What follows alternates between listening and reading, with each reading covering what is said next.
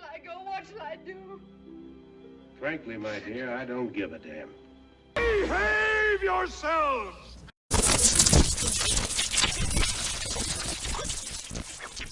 Hello, YouTubers out there. This is Jerry Saravia at the Movies. So today we're talking about how long is the window for a theatrical release. In other words, how long do movies stay in theaters anymore? Not very long. Not at all. Last week, I finally got to see The Odyssey, and I had to try to catch it soon, because even with this film and other numerous releases that come out that get 3 or 4 other screens, there was an IMAX screen for The Odyssey, which unfortunately I didn't get to see it in IMAX, but I did see it in a standard screening format, which actually was just as explosive. It would be great to see it in IMAX. I love the movie. I will talk about it on this channel soon.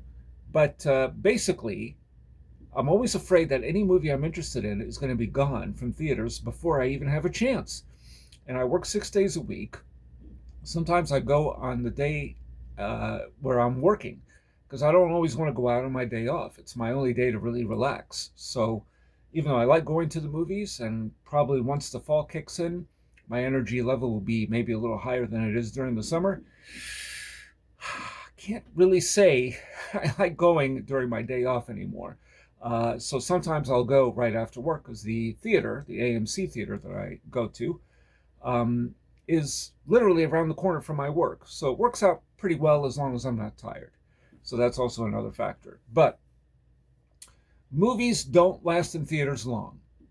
You know, before you know it, they start advertising on your Xfinity subscription or Verizon, whatever you use, in terms of a streaming date, when it will be available for rental or to buy it, or in some cases you can pre-order the film through your cable service while the film is still in theaters.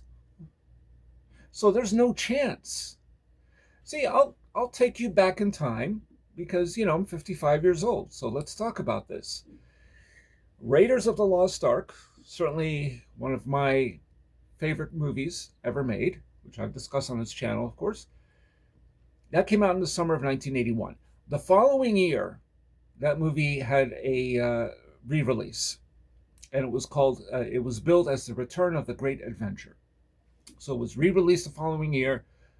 Speaking of Spielberg, E.T. had the same thing. It was, I think it was re-released in 83, so it came out in 82, and then it was re-released again, I think, in 1985, and then, of course, later on with that ridiculous new version in 2002. Now, Raiders was in theaters really for almost a year. It was a big box office hit. I think it was pretty much close to being the biggest hit of that year, of 1981. It wasn't just a summer movie. It was out for a long time.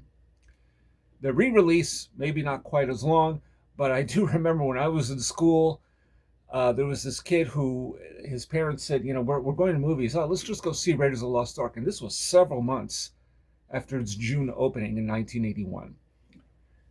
Give you another example, Back to the Future, the original. When it came out in 1985, I loved the movie so much I couldn't wait to see it again.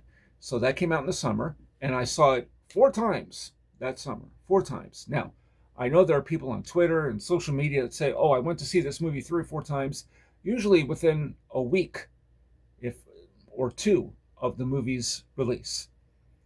But I saw Back to the Future. That was stretched out through the whole summer. That movie was out for a while. I don't remember for how long, but let me tell you, Back to the Future played in theaters for a long, long time. Probably not as long as Raiders or E.T., but it's still a long time. Well, a long theatrical window. But today, you don't have that. The closest would be, I guess, the Avatar movies. They seem to, I don't know what it is about James Cameron, but I mean, I do respect him as a director, but it's just so odd that, especially the first Avatar, when it came out in 2009, that movie was in theaters forever, it seemed. It was one of the last few times I know that, other than the Avatar sequels, maybe, to some extent.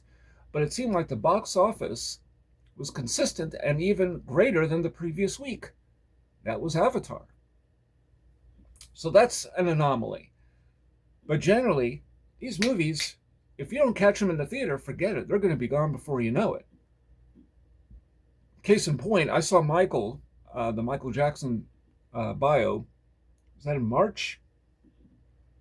March or April? I can't remember what month it came out now. And I figured it would have long legs, but not long enough for me to, when I finally decided I'll go see it, that it would still be there. But it was there. And I saw it, and it was, good sound, and it was a good screening, which is important to me. But that movie is already, available for streaming.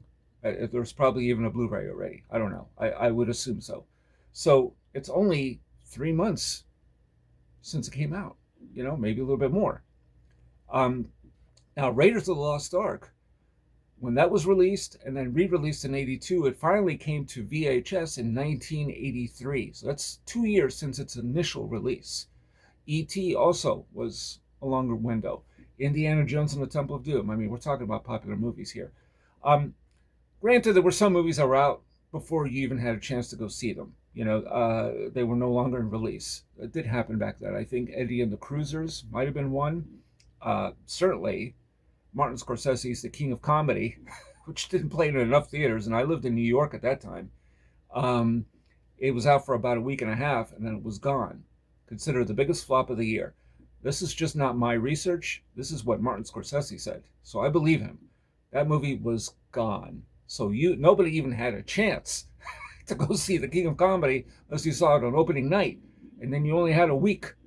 It was gone, at least in New York anyway. But films had a longer lifespan in theaters. They just did. But today, there are people that just say, I'm going to, a lot of the YouTube critics will say this. It's going to be a skip it or stream it. It's just not the same. I'm sorry. It's not the same. I still believe, and this is just me, I'm sure there are others that do believe this, a movie seen in theaters is the most honest way to see it. There are movies that are made by, and I'm not trying to knock them, TV directors. They don't have a vision. They're just made for TV. Because they know on video, home video, or if you have a physical copy, maybe it'll be widescreen.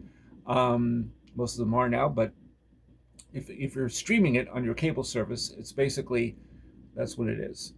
And if you see it on the big screen, it's not going to make much of an impression. I mean, some of them have a flat look. It's just the way it is. I mean, not all movies, of course. But I'm talking about specific kinds of movies that just, Deuce Bigalow. I always knock Deuce Bigalow. It's one of the worst movies ever made. That seemed to be made for TV, not for the big, the big screen. But when you watch a Christopher Nolan film, I mean, come on. I saw Oppenheimer in theaters. I mean, in IMAX. That was amazing. And this film, The Odyssey, as well. These are made for theaters. The Odyssey is like a hark back to Jason and the Argonauts and that type of stuff from way back. Or even, for that matter, Peter Jackson's Lord of the Rings trilogy. It's made for the big screen because it's supposed to be. And then you have more intimate films. They're also made for the big screen. So, but anyway, you got to see a film in a theater. Now, I can't see everything. I don't see all the new movies. I see some because, again, I don't always have the time. But if there's something I'm really interested in that caught my attention, then sometimes I don't even have a chance. It's already gone. And AMC has this thing where they'll have certain big movies on IMAX and certain ones in a bigger stadium screening. And then the smaller films are in smaller theaters. But the smaller theaters, sometimes, the projection is dim and the colors seem dulled. I mean, that was my experience with The Invite. Because then I realized what they were starting to do. I saw that with The Brutalist, which was already kind of a low-key lighting, already. But it looked even worse on one of their small screens because they only put it on a small screen, The Brutalist. Like, how can you do this? It's a new release, but it's not a big movie, really, by the standards of other types of movies. So they don't give it half a chance. But anyway, that's just what's happened. That's what's changed. So let me your thoughts out there. Tell me about what you think about the theatrical experience nowadays. Do you know, do you realize just how quickly some of these movies evaporate from theaters? Do you wait for streaming, or do you prefer seeing in theaters, or does it depend on the kind of movie? For me, it depends on the kind of movie. You know, there are movies in the past which I wish I hadn't seen in theaters. I would have been perfectly fine seeing on TV or whatever. And I think one of these days I'll discuss what those movies were that I can still remember, uh, if memory serves. But anyway, tell me your experiences. What do you prefer? Do you just see the big movies or any movie? Any movie, really. If it's a good movie, it's worth seeing on a big screen or worth going to the theater to see it. Um, but that's just the way I am. That's my experience anyway. It's the way I see it. So let me your thoughts. Tell me what you think.